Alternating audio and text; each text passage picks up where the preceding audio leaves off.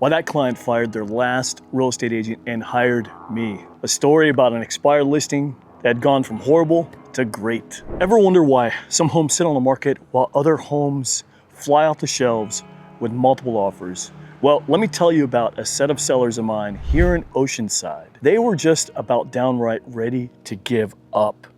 They were frustrated. They had gotten crickets from their real estate agent. And this home was beautiful and ready to rock and roll. And all it took was a conversation with me that changed everything. This was a clean 3-bedroom home here in Oceanside. It was beautiful, ready to go. Had sat on the market for about 42 days and unfortunately just crickets. No traction whatsoever, no offers, nobody coming through the home. This home had been on the market for 42 days and again, crickets, nothing. The unfortunate part, their real estate agent had just given them radio silence, no communication whatsoever. Not a good start. And they did one open house. The unfortunate part about just doing one open house is you're not creating the sense of urgency and you're not creating the opportunity for multiple sets of families to come in through the open house. One and done is not the way to go and start off the process. And unfortunately, the seller told me it felt like that listing agent had just listed the property and poof, he had done his part. He had done his responsibility, and unfortunately, that's not what it takes right now in this market. You've got to go big. You got to do quite a bit more than that to be successful at getting the home sold. How I got involved and what I changed. And first of all, I did a thorough seller's consultation with these clients, did a complete walk through the home, and straight off the bat, gave a great piece of advice. This was a brand new home, by the way, maybe not brand new, a few years old, but it looked like it was staged and ready to rock and roll. So it really wasn't the home itself. One addition that I did have them make, I said, look, the lighting in here is a little bit dark, a little bit warm. You've got the warmer colored light bulbs, LEDs, something that's gonna make a huge impact on how people feel and what the vibe is when they walk in the home. Being a smaller property, the goal is to make it feel as inviting and bright and lit up as possible. And the best way of doing that is a simple change in light bulbs. Change the light bulbs from a warm colored light bulb to a bright and light, natural colored or daylight colored.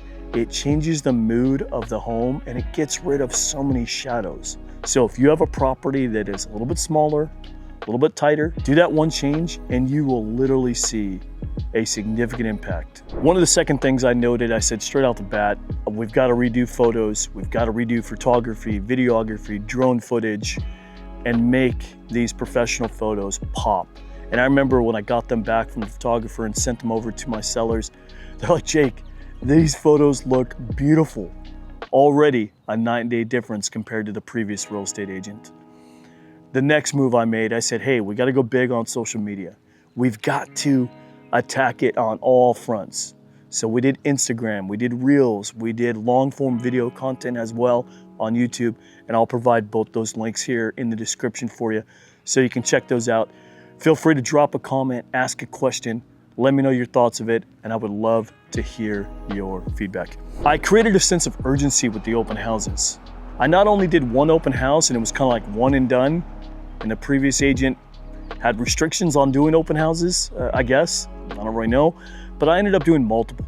I did 2, one on Saturday, one on Sunday, and I created a sense of urgency. So leading up to it, we listed on a Thursday, waited a day or two, said first showings won't happen until Saturday and Sunday during the open house. And what that did, that creates a sense of urgency. It tells the buyers that this is your time to get into the home, this is your time to see the home, to see this beautiful property because it was light, it was lit up, it was bright.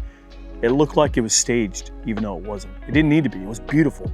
So that first 2 open houses, Saturday and Sunday, we had multiple sets of buyers and families come through.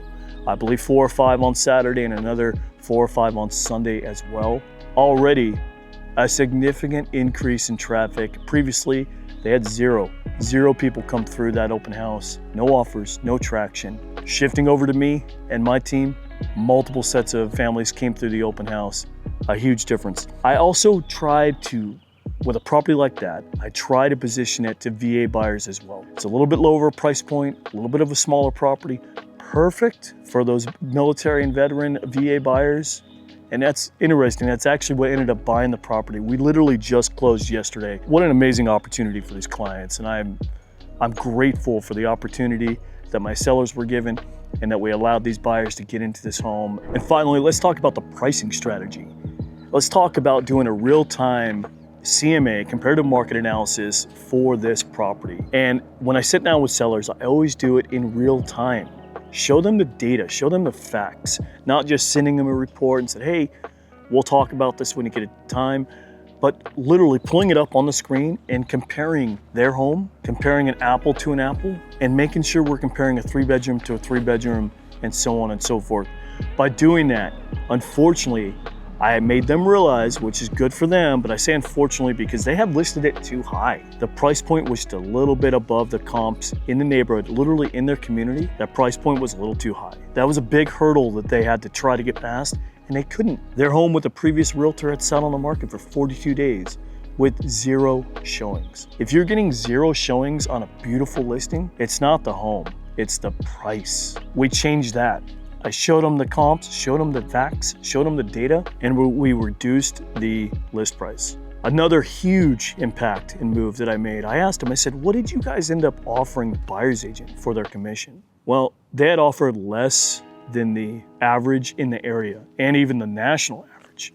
They were trying to get a little bit more money in their pocket and reduce that out-of-pocket expenditure, which I get it, but that's not the best way of going about it, especially if you're trying to get your home sold and sold quickly. What we ended up doing, I talked about the strategy. We ended up offering just over the area average, at the average, and then some. That right there had a huge impact because it allows the buyer's agent and the buyers to realize and to see that their agent doing the work is valued. Nobody wants to work for free, and if you're trying to get your property sold, do not reduce the buyer's agent commission. It puts you at an unfair advantage compared to other opportunities, and it just shoots yourself in the foot. So we increased the buyer's agent commission. Meanwhile, that's a negotiating piece. It's not something that's likely gonna stay at that price point. Although the sellers have to be comfortable with ultimately ending at the buyer's agent commission that we offer, but it's another piece of the puzzle that we actually ended up negotiating downwards. And on almost every listing I've taken, we've done just that. It's another negotiating piece. So that commission got dropped down to the average for that area, okay? It was right in alignment with what everybody else was getting. So it was a win-win for all parties involved.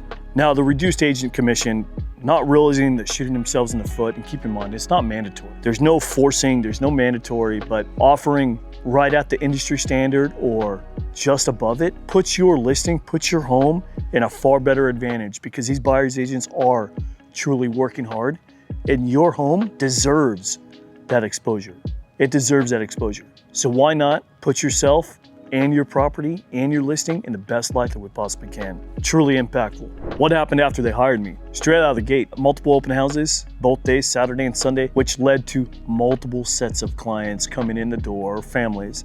We had 4 or 5 on day 1, 4 or 5 on the following day, which led to an offer. And in less than 6 days on the market, we had a strong offer. We had negotiated and reduced that buyer's agent commission. And literally yesterday, I'm so excited to announce that we closed on that property in less than 30 days. We had the property under contract and then sold. Their previous realtor had it listed for 42 days on the market. My clients were so stoked. And they expressed to me that even before the open houses before that, they could see the change and the amount of effort that I was making compared to the previous professional. Not all professionals are created equal.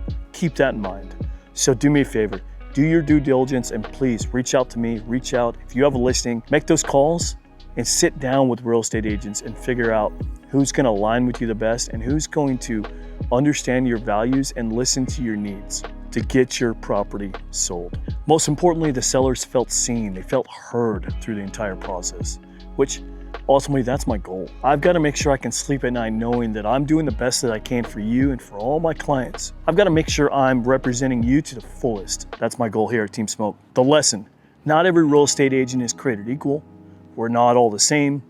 Not every real estate agent fits your wants and needs and what you're looking for, your communication style. right? I have a form that I send out to all my clients on the buying side and on the selling side. It's an all about you form. Well, before we have that consultation, I get to know them a little bit, right?